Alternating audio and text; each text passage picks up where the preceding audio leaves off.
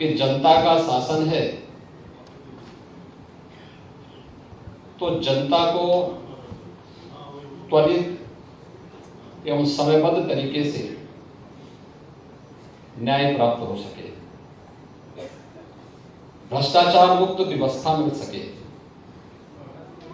पारदर्शी शासन की व्यवस्था व केवल भाषणों का मुद्दा न बने बल्कि व्यवहारिक धरातल पर भी उसे हम सब देख सकें। इन सब के लिए टेक्नोलॉजी आज के परिप्रेक्ष्य में कार्य के त्वरित विस्तारण को लेकर के, भ्रष्टाचार पर प्रभावी अंकुश लगाने को लेकर और समयबद्ध तरीके से मेरिट के आधार पर किसी भी कार्य को गुणवत्तापूर्ण तरीके से निस्तारण करने की दृष्टि से भी अत्यंत महत्वपूर्ण है। सूचना का अधिकार 2005 इसी उद्देश्य से देश के अंदर लागू किया गया था कि कोई भी व्यक्ति शासन से संबंधित किसी भी कार्य को अपने उस अधिकार का सही उपयोग करते हुए शासन से जानकारी हासिल कर सके। अक्सर होता है हम घोषणाएं बड़ी बड़ी करते हैं, लेकिन सामान्य जीवन में हमें देखने को क्या मिलता है, एक मामले को कोई व्यक्ति निस्तारित करने के लिए भेजता है या शासन में या किसी भी संस्थान में, तो वर्षों वर्षों उन कार्य को वहां पे लगता है। मैं अक्सर शासन से जुड़ी हुई बहुत सारी चीजों की बातों को देखता हूं कि टेक्नोलॉजी का उपयोग करके हम किसी नागरिक के जीवन में कितना आसान और सुगमतापूर्ण तरीके से उसके जीवन को हम एक नई राह दिखा सकते हैं। ये मुझे अक्सर शासन के विभिन्न कार्यों में देखने को मिलता है। आप पहले देखते रहे होंगे राजस्व से जुड़े हुए मामले, कितना देर होता था।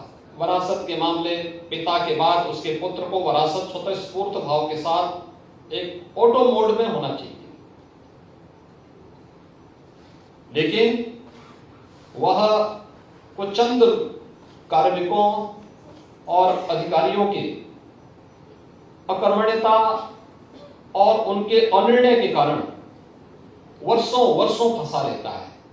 और फिर वर्षों वर्षों फंसने का मतलब उसमें नए विवाद खड़े होते हैं, नए लोग दावेदार खड़े होते हैं।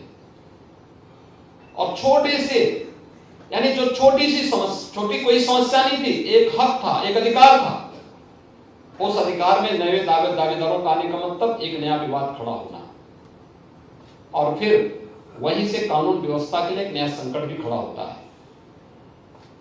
वरासत से जुड़े हुए मामले हो, पैमाइश से जुड़े हुए मामले हो, नामांतरण से जुड़े हुए मामले हो, एक स्वतः स्फूर्त भाव के साथ होने चाहिए। मुझे याद है जब 2017 में मैं आया था, मैंने इसी बात को पूछा था। मैं राजस्व विभाग की समीक्षा कर रहा था, मैंने इसी बात को लेकर पूछा था। मैंने कहा कि बताओ मुझे कि ये 12 लाख से अधिक मामले क्यों पेंडिंग पड़े हुए हैं, वरासत से जुड़े हुए, पैमाइश में उससे ज्यादा मामले पेंडिंग थे। आखिर क्यों नहीं हम इसका समाधान करते हैं और कितने दिन होने चाहिए?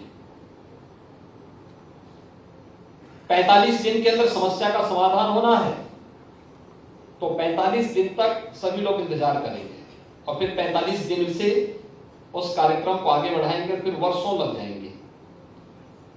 शासन की मंशा स्पष्ट थी कि 45 दिन के अंदर उस समस्या का समाधान होना है, न कि 45 दिन से कार्रवाई प्रारंभ होनी है। लेकिन जब कोई जवाबदेही नहीं होती है तो 45वें दिन से वो कार्रवाई प्रारंभ होती है, फिर 45 वर्ष लग जाते हैं।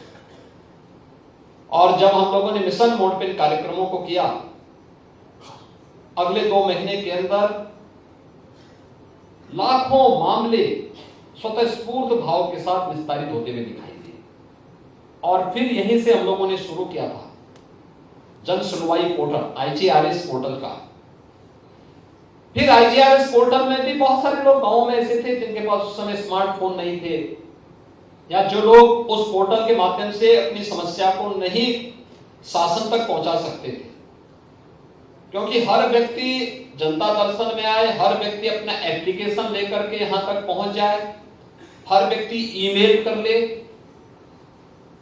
हम उसके पास जो मौजूदा तंत्र है उस तंत्र का उपयोग करने का एक अधिकार दे सकें, तो हमने IGRS की अपनी पद्धति विकसित की कि वो अपने सिस्टम से, अपने स्मार्टफोन से एक शिकायत दर्ज कर सके, बता सके, और फिर सिस्टम इस बात के साथ जोड़ा गया कि वह इस बात को जवाबदेह बने कि आखिर कहां से इस समस्या का समाधान होना है। फिर लगा कि बहुत सारे लोगों को इसमें भी काम करने में दिक्कत होती है, तो हमने एक CM हेल्पलाइन 1076 जारी की। CM हेल्पलाइन जारी करते समय जब लोग आए तो उन्होंने कहा कैसे होगा, मैंने कहा इसका उद्देश्य एक ही है, शिकायतकर्ता की संतुष्टि। आप तब तक मामले का निस्तारण नहीं लिख सकते जब तक कि शिकायतकर्ता संतुष्ट नहीं है। हाँ, हमें मेरिट जरूर तय करनी है कि उसकी शिकायत अगर सही है तो समस्या का समाधान होना चाहिए और उसमें शिकायतकर्ता की संतुष्टि होनी चाहिए। आप आश्चर्य करेंगे कि पहले वर्ष ही 2017-18 में हम लोगों ने 22 लाख से अधिक मामलों का निस्तारण केवल इन 2 प्लेटफॉर्म के माध्यम से 22 लाख से